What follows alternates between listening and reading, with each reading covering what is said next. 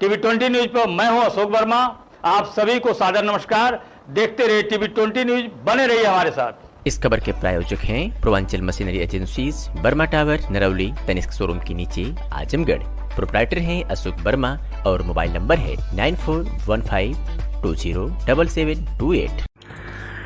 खबर अम्बेडकर नगर से है, जहां अम्बेडकर नगर जनपद के निवासी चर्चित IAS प्रभाकर चौधरी के पिता पारसनाथ चौधरी ने पिछले दिनों में हुए तबादले से बहुत खफा हैं। उन्होंने कहा है कि 40 साल से भाजपा के लिए समर्पित रहे, लेकिन भाजपा सरकार में अपने बेटे के साथ जो सुलूक किया है ठीक नहीं किया है, इसलिए अब वो भाजपा छोड़ रहे हैं, समाज सेवा व्यापार से जुड़े रहे। पारसनाथ का कहना है कि उनके बेटे की ईमानदारी और सच्ची कर्तव्य निष्ठा की उनको सजा दी जा रही है।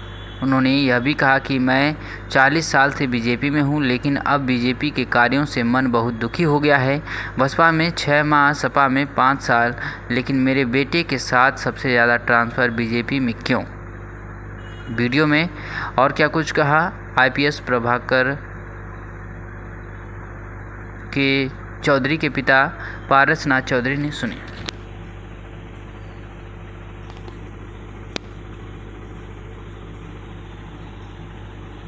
को आपने बहुत लाड प्यार से पढ़ाया, तो आपके परिवार में कितने लोग हैं? परिवार हमारे पास 5 लड़कियां हैं, 1 लड़का है। मतलब तो सभी लड़कियां जो हैं वो दरअसल BA तक सभी पास हैं, और एक लड़की जो है अभी वो MA पढ़ रही है, तैयारी भी कर रही है। पीछे इसकी 2 बार इंटरव्यू आ चुकी है, लेकिन हो नहीं पाया है। आशा है कि अब की साल उसका इंटरव्यू हो जाएगा। आपके इकलौते बेटे हैं प्रभाकर चौधरी, IPS अधिकारी बने, तो उनसे क्या सपना आपने देखा था? ऐसा था, अब क्योंकि हाईएस्ट भारत की सबसे ऊंची सर्विस थी, इसलिए खुशी तो हम लोगों को बहुत हुई, हमारे गांव वालों को भी हुई, मतलब पूरे गांव अगल बगल के लोगों को भी बड़ी खुशी हुई, बड़ी भीड़ हुई, लोग गाजी बाजी के साथ तमाम लोग आए, तो खुशी तो बहुत हुई। मतलब आज ट्रांसफ़र को लेकर के ट्रांसफ़र के लिए तो दरअसल हमको उनका ट्रांसफ़र तो बार बार कई बार हुआ करता था, साल में मतलब 2 महीना 3 महीने के बाद ही हुआ करता था, लेकिन हमको कोई तकलीफ़ नहीं होती थी, क्योंकि सरकार का काम था इधर उधर कर दे, उससे कोई नहीं थी। लेकिन अब की जो ट्रांसफ़र हुआ, क्योंकि घटना के 3 ही घंटे बाद इनका ट्रांसफ़र पेशी में हुआ, तो थोड़ा सा हमको दुख हुआ कि सही काम किया और उसका जो नतीजा है थोड़ा सा बुरा निकला, तो काफ़ी दुख हुआ। और हमको ही नहीं, हमारे गांव वालों को भी काफ़ी दुख रहा, और ये दुख जो है तो जल्दी भूलेगा नहीं हमारे जीवन में। तो कई सरकारों में प्रभाकर ने काम किया है, सबसे ज़्यादा ट्रांसफ़र किसने? हाँ, सरकार में तो ये बसपा में 6 महीना काम किए, और सपा में पूरा 5 साल काम किए, बाकी अभी 7 साल हो रहा है बीजेपी में।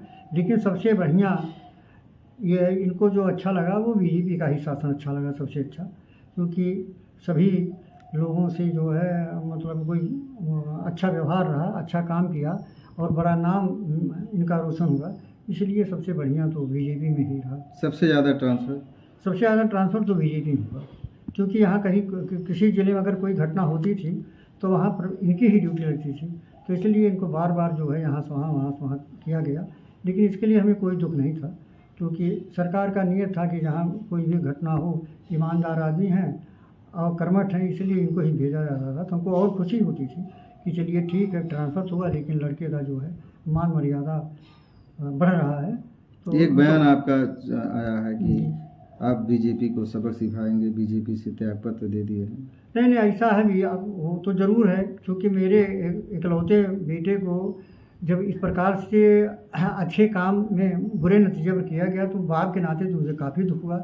इतना ही नहीं, मैं शाम को खाना भी नहीं खाया, रात भर नींद नहीं आई, तो अब पिता होने के नाते तो काफ़ी दुख है। और दूसरी चीज़ दुख इसलिए हुआ कि मैं जो है बीजेपी में 35-40 साल से एकदम निष्पक्ष मेहनत के साथ काफ़ी पैसा अपना भी खर्च किया, हमेशा अच्छे लोगों से व्यवहार करके बीजेपी को आगे बढ़ाया, तो इस नाते और काफ़ी दुख हुआ कि मैं जिस पार्टी में हूँ उसी पार्टी में जो मेरे लड़के को डिमोशन किया गया है, इसलिए काफ़ी दुख हुआ मुझे। अगर मैं दूसरी पार्टी में होता तो इतना दुख ना होता, क्योंकि पार्टी में रहते हुए और काफ़ी मेहनत के साथ काम किया, तो दुख होना भी लाजमी था। क्योंकि मैं उसी पार्टी में था, इसलिए तो मुझे काफ़ी हुआ।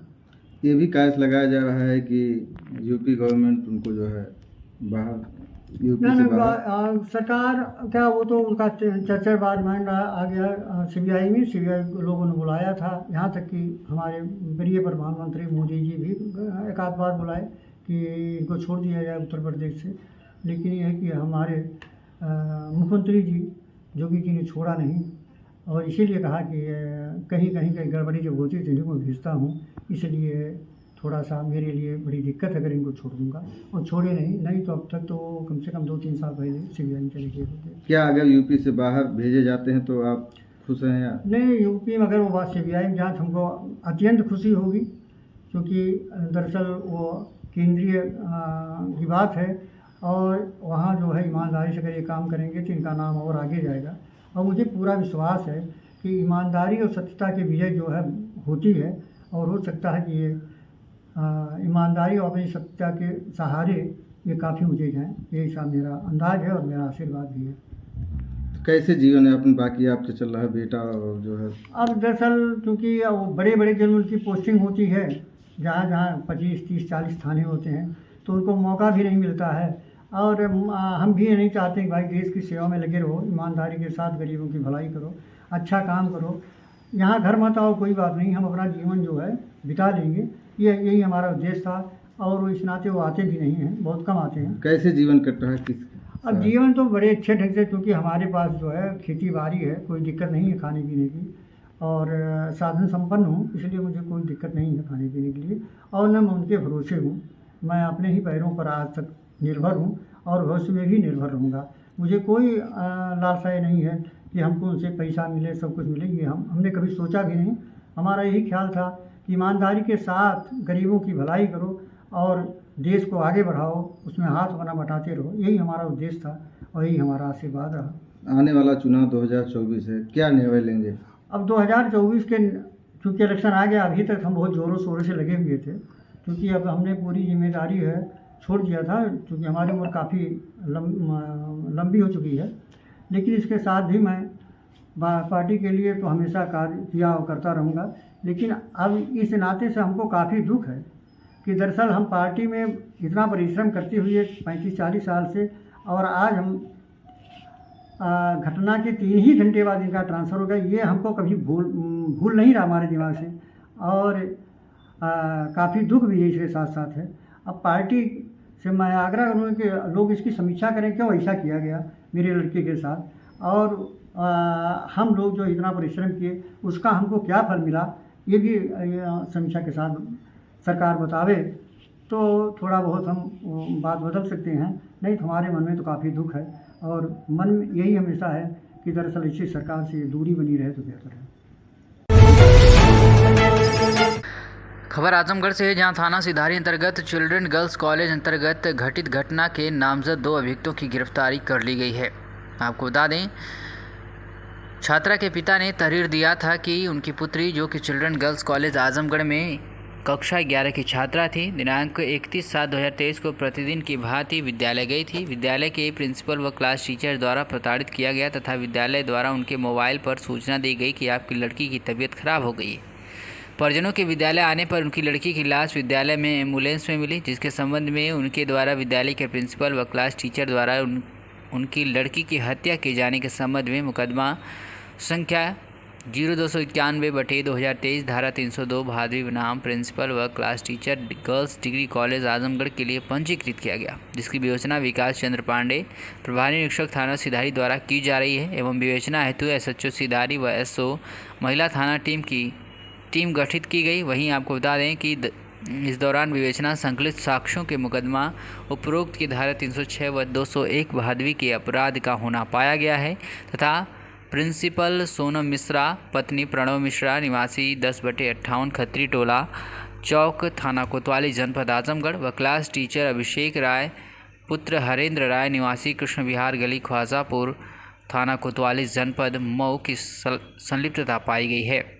मैं आपको बता दें, गिरफ्तारी के संबंध में तो प्रभारी निरीक्षक विकास चंद्र पांडे हमरायान द्वारा मुकदमा उपरोक्त के अभियुक्त सोनम मिश्रा, पत्नी प्रणव मिश्रा, निवासी 10/58 खत्री टोला चौक, थाना कोतवाली, जनपद आजमगढ़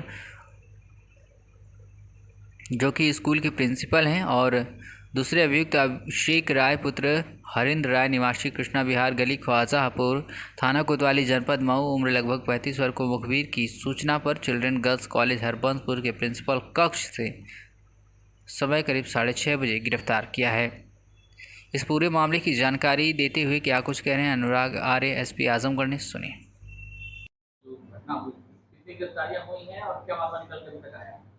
दिनांक 31 जुलाई को थाना सिधारी अंतर्गत चिल्ड्रन गर्ल्स कॉलेज में एक घटना घटित हुई थी, जिसमें थाना सिधारी पर धारा 302 के अंतर्गत एफआईआर पंजीकृत की गई थी।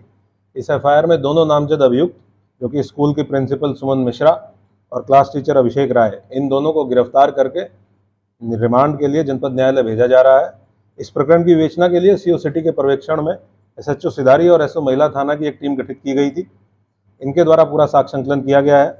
अभी तक के साक्ष्य संकलन के दौरान विद्यालय में लगे सीसीटीवी कैमरा और उसके डीवीआर जब्त करते हुए सीसीटीवी फुटेज का अवलोकन किया गया है। फुटेज से 31 जुलाई को लगभग 12 बजे के बाद से छात्रा का प्रिंसिपल के कमरे में जाना, बाहर आना, कमरे के बाहर काफ़ी देर तक खड़े रहना और लगभग 1:15 बजे के आसपास प्रिंसिपल के कमरे से तेजी से सीढ़ी के रास्ते ऊपर जाते हुए तीसरी मंजिल पर जाना प्रमाणित हुआ है। एक अन्य फुटेज में छात्रा के गिरने का वीडियो भी प्राप्त हुआ है, जिसको विवेचना में शामिल किया गया है। फील्ड यूनिट द्वारा घटनास्थल के निरीक्षण के दौरान बेंजीडीन टेस्ट किया गया, जिससे यह प्रमाणित हुआ कि जिस जगह पर छात्रा गिरी थी वहां पर ब्लड की मौजूदगी थी, लेकिन उस ब्लड को स्कूल के कतिपय लोगों द्वारा वहां से साफ कर दिया गया था, जिससे यह निष्कर्ष निकलता है कि इस जगह को पानी डालकर साफ करने का प्रयास किया गया है। यह साक्ष्य मिटाने का अपराध है, इसीलिए धारा 201 आईपीसी का समावेश भी इस विवेचना में किया गया है। वादी पक्ष से कुछ ऑडियो भी पुलिस को प्राप्त हुए हैं, जिनको विवेचना में हमारे द्वारा शामिल किया गया है। छात्रा के मोबाइल को प्रिंसिपल के पास से आज सुबह बरामद कर लिया गया है। इस मोबाइल में जो सिम लगा है वो छात्रा के पिता के आईडी पर लिया गया है और सीडीआर एनालिसिस से ये प्रमाणित हुआ है कि ये मोबाइल छात्रा के द्वारा इस्तेमाल किया जा रहा था। अभी तक की विवेचना से बात प्रकाश में आई है कि अभियुक्तों द्वारा छात्रा के पास मोबाइल मिलने की बात को लेकर प्रोफेशनल काउंसलिंग न करते हुए इसकी बजाय अत्यंत ही इनसेंसिटिव और अमानवीय दृष्टिकोण अपनाते हुए छात्रा को मानसिक रूप से प्रताड़ित किया गया। घटना वाले दिन भी छात्रा को उसकी क्लास अटेंड कराने के बजाय प्रिंसिपल रूम में बुलाया गया, मानसिक रूप से प्रताड़ित किया गया। सजा के रूप में उसको प्रिंसिपल रूम के बाहर काफ़ी देर तक खड़ा रखा गया। इसी मानसिक प्रताड़ना और सार्वजनिक रूप से प्रिंसिपल रूम के बाहर खड़े होने में छात्रा को महसूस हुआ होगा। जाहिर सी बात है कि जो उसके सहपाठी हैं उसमें बेइज्जती उसको महसूस हुई होगी। इन्हीं सब मानसिक प्रताड़नाओं के कारण उसके द्वारा तत्काल वहाँ से निकलते हुए और ऊपरी मंजिल पर जाकर वहाँ से कूदकर आत्महत्या कर ली गई। अभी तक की विवेचना से जो तथ्य प्रकाश में आए हैं उसके आधार पर धारा 306 और 201 आईपीसी के अपराध में इनकी रिमांड के लिए इनको कोर्ट भेजा जा रहा है। पुलिस की विवेचना अभी जारी रहेगी। जो स्कूल है उसके स्टाफ और इच्छुक छात्राओं के बयान भी अंकित किए जाएंगे। विवेचना को बहुत ही साइंटिफिक तरीके से साक्ष्य संकलित करते हुए गठित टीम द्वारा संपादित किया जाएगा। अगर किसी अन्य व्यक्ति का भी नाम इसमें प्रकाश में आता है तो साक्ष्य संकलन की कार्रवाई करते हुए उसकी भी गिरफ्तारी सुनिश्चित की जाएगी। खबर आजमगढ़ से है, जहां आजमगढ़ के महाराजगंज में पिंक आई इन्फेक्शन की चपेट में आ रहे लोग, डॉक्टर ने बचाव की दी विशेष सलाह। आपको बता दें पूरे देश में आई फ्लू संक्रमण पैर पसार रहा है। इसकी पहुंच अब शहरों से होते हुए ग्रामीण आंचल तक भी पहुंच गई है। आजमगढ़ ज़िले में इसके कई मरीज देखने को मिल रहे हैं। महाराजगंज परिक्षेत्र में भी इन दिनों आई फ्लू का संक्रमण लोगों में तेज़ी से फैल रहा है, जिससे लोग काफ़ी परेशान हैं। वहीं महाराजगंज सीएचसी पर आई फ्लू के मरीजों की संख्या भी देखी जा रही है।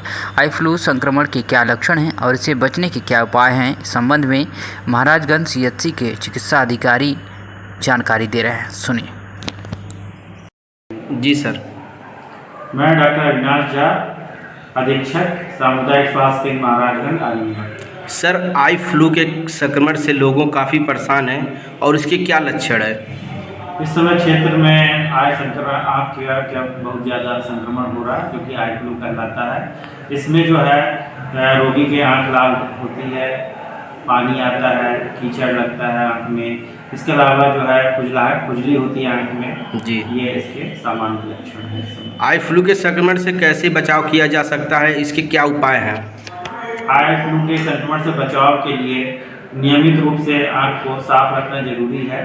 गुनगुने पानी से आँख की सफाई करें। इसके अलावा ये ना फैले, इसके लिए जो है हाथ को बार बार धोना बहुत ज़रूरी है। किसी से जो है अपना टॉवेल या रुमाल जो है शेयर नहीं करना है। काला चश्मा पहनना है, किसी से आई टू आई कॉन्टैक्ट नहीं करना है।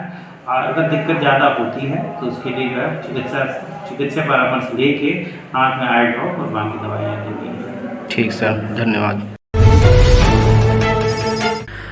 आजमगढ़ जिले के कंदरापुर थाने में मंदुरी के निकट यूपीएस जोल्हा जमुआ में पढ़ाने वाली शिक्षिका ने अपने ही स्कूल के शिक्षक के विरुद्ध शिकायत दर्ज कराई है। कंदरापुर थाने में एक दिन पूर्व इस शिकायत में शिक्षिका कुमकुम सिंह ने आरोप लगाया है कि यहाँ पर तैनात शिक्षक उमेश चंद्र राय हमेशा गले में मोबाइल लटकाए घूमते हैं। शिक्षिका का आरोप है कि जब मैं टॉयलेट से बाहर निकल रही थी तो शिक्षक उमेश चंद्र राय ने अपने मोबाइल से वीडियो बनाया। जब हमने इसका विरोध किया तो हाथ मड़ोड़ने के साथ धक्का दे दिया। इस कारण गिरने से सिर में कमर में चोट लगी है। शिक्षिका का कहना है कि यह कोई पहली बार की घटना नहीं है। आए दिन शिक्षक हम लोगों का वीडियो बनाते रहते हैं। इस बात को लेकर कई बार बहस भी हुई पर समस्या का समाधान नहीं हुआ। वहीं शिक्षिका का कहना है कि इस मामले की शिकायत खंड शिक्षा अधिकारी और जिला बेसिक शिक्षा अधिकारी से भी की जा चुकी है पर अभी तक समस्या का समाधान नहीं हुआ है। विद्यालय में 6 शिक्षिकाएं कार्यरत हैं। शिक्षिकाओं का कहना है कि हम लोग 2018 से इस मामले में परेशान चल रहे हैं। हमेशा आप शब्दों का प्रयोग करते हुए व्यंग्यात्मक कमेंट करते रहते हैं। वह इस मामले में बेसिक शिक्षा अधिकारी समीर कुमार ने बताया है कि मैंने अभी हाल में ही यहां पर ज्वाइन किया है। स्कूल के दोनों पक्ष बारी बारी से मेरे पास आए थे, एक दूसरे पर आरोप प्रत्यारोप लगा रहे थे। 5 दिन पूर्व भी आए थे तो उन लोगों के आपस में तालमेल बनाने की बात कही थी। बीएसए का कहना है कि दोनों पक्षों की जांच के लिए 3 खंड शिक्षा अधिकारियों की एक टीम बना दी गई है जो मामले की जांच कर रही है। वहीं जांच रिपोर्ट आने के बाद आगे की कार्रवाई की जाएगी। खबर आजमगढ़ से है, जहां श्रेया पकड़ को लेकर आम आदमी पार्टी के पूर्वांचल प्रांत उत्तर प्रदेश राजेश यादव के नेतृत्व में एक प्रतिनिधिमंडल गुरुवार को राज्यपाल को संबोधित ज्ञापन जिला प्रशासन को सौंपा। साथ ही निजी विद्यालय में अध्ययनरत बच्चों की सुरक्षा के मानकों की खुलेआम अवहेलना पर विद्यालय प्रबंधन के खिलाफ आवाज़ उठाई। वहीं पूर्वांचल प्रांत प्रभारी राजेश यादव ने कहा कि उत्तर प्रदेश में एक निजी विद्यालय चिल्ड्रन कॉलेज हरबंसपुर की छात्रा श्रेया तिवारी द्वारा संदिग्ध परिस्थितियों में स्कूल की छत से गिरकर छात्रा की मौत हो गई, जिसमें स्कूल प्रशासन ने मृतक छात्रा के परिजनों को घटना की सही सूचना न देकर उन्हें गुमराह किया। भले ही प्रधानाचार्य और क्लास टीचर को सजा दी गई है, लेकिन ऐसे मामलों की पुनरावृत्ति न हो सके, इसके लिए शिक्षा विभाग को कड़े कदम उठाने चाहिए। उन्होंने कहा कि निजी विद्यालयों की मनमानी प्रशासन के संरक्षण में चल रही है। माननीय उच्च न्यायालय इलाहाबाद में निजी विद्यालयों को कोरोना काल में वसूली गई फीस वापस करने का आदेश पारित किया जाए, जिसको लागू कराने की जिम्मेदारी प्रशासन की है। लेकिन आज तक यूपी के निजी विद्यालय उच्च न्यायालय के आदेशानुसार अनुपालन नहीं कराया गया। आम आदमी पार्टी द्वारा इसको बार बार लेकर आवाज़ उठाई जा रही है, लेकिन स्थानीय प्रशासन विद्यालयों के साजिश में आकर कोई कार्रवाई नहीं कर रहा है। वहीं इस अवसर पर अनिल यादव, राजन सिंह, MP यादव, एडवोकेट तनवीर, अभिषेक सिंह, राजेश सिंह आदि लोग मौजूद रहे। मीडिया से बातचीत करते हुए क्या कुछ कहा, सुनिए।